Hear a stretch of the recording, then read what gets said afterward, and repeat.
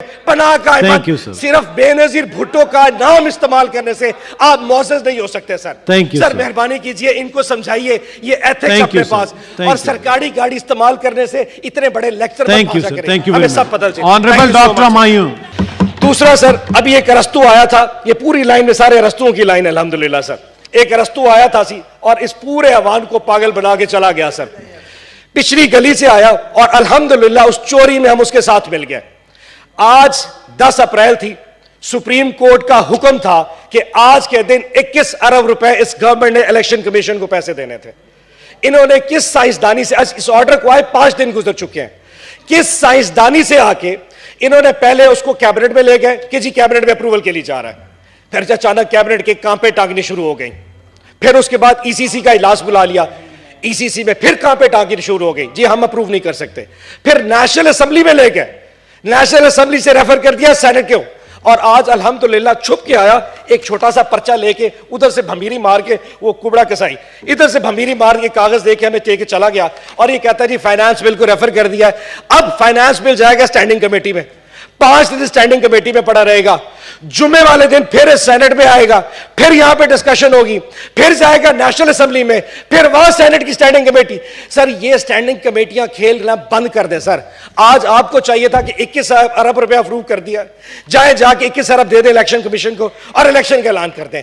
आज सर इनकी चोरी में हम हिस्सेदार बन चुके हैं, इनकी इस दौड़ में, इनकी इस इलेक्शन से भागने की दौड़ में हम इनके पूरे पूरे हिस्सेदार हैं। आप फ्रंट रो देख लें सर, इनके मका से देख लें, सिर्फ इस एक पर्चे के लिए उठ के यहां से आए थे सर, एक पर्चे के लिए अपना काम करके चले गए। अब जाओ कंटेम्प्ट ऑफ कोर्ट के लिए, नेशनल असेंबली भी भुगतेगी और हम भी भुगतेंगे।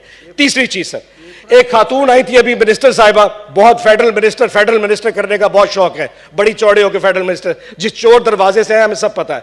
मैं सिर्फ इनकी एक कारस्तानी बता दूं, मुझे नहीं पता डॉक्टर सानिया ने अपना केस कैसे प्लीड किया, मैं सिर्फ बैतुल माल की बात कर देता हूं। बैतुल माल की 3 गाड़ियां सर, 3 सरकारी गाड़ियां आज भी पार्लियामेंट लॉजेस के अंदर, जहां पे एमडी बैतुल माल नहीं रह सकता, 3 सरकारी गाड़ियां जो कि मुझे नजर आती हैं, जिनके नंबर प्लेट मुझे याद है, वो पार्लियामेंट लॉजेस के बाहर खड़ी हैं। इतने बड़े फनकार बैतुल माल की सरकारी गाड़ियां पार्लियामेंट लॉजेस में अपने जेर इस्तेमाल रख के यहां पे भाषण देने आई थी एथिक्स का। नंबर 1।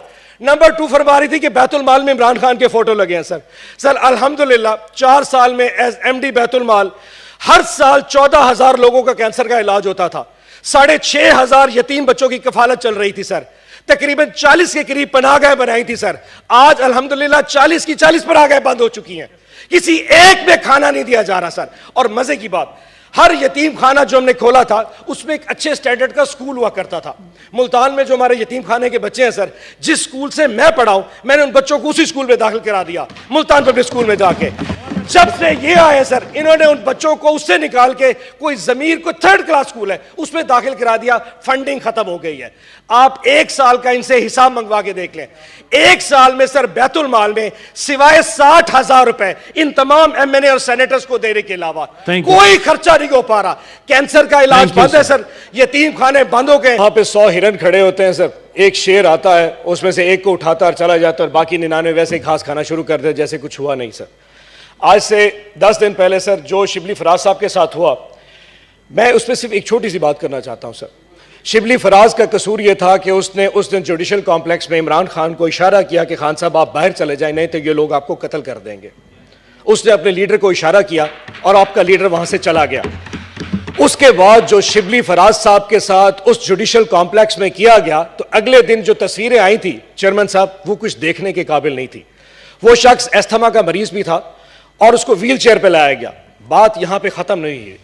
2 दिन के बाद चेयरमैन साहब, शिबली फराज साहब के घर के ऊपर छापा मारा गया। आप कस्टोडियन ऑफ द हाउस हैं सर, और ये कानून इसी ऐवान ने पास किया था कि किसी सेनेटर और एमएनए के घर किसी को अरेस्ट नहीं किया जा सकता आपकी इजाजत के बगैर। क्या इस ऐवान में आज इतनी हिम्मत है कि हम आईजी इस्लामाबाद, जिसको तमगा आपने वो हैदर दे दिया है, बहुत बड़ा बहादुर का बच्चा होगा जी, उससे पूछ सके कि किस कानून के तहत तुमने वो चादर 4 दीवारी पामाल की थी? चेयरमैन साहब, अगर आज शिबली फराज के घर की चादर 4 दीवारी पामाल हो सकती है, उसकी माओ बहनों की इज्जत नहीं है, तो कल को जब हमारे साथ होगा तो सारा ऐवान हम भी इसी तरह हंसेंगे। आज हम इधर बैठे हैं तो कल ये लोग भी इधर होंगे। जब इन लोगों के घरों में पुलिस जाएगी, इन लोगों के घरों में यह साथ होगा तो उस वक्त फिर हम भी मुस्कुराया करेंगे, फिर हम भी नेशनल ज्योग्राफिक चैनल देके बताएंगे कि एक हिरन उठ के आए, बाकी सारे घास चर लेते हैं। यह वक्त घास चरने का है सर, ये याद रखिएगा।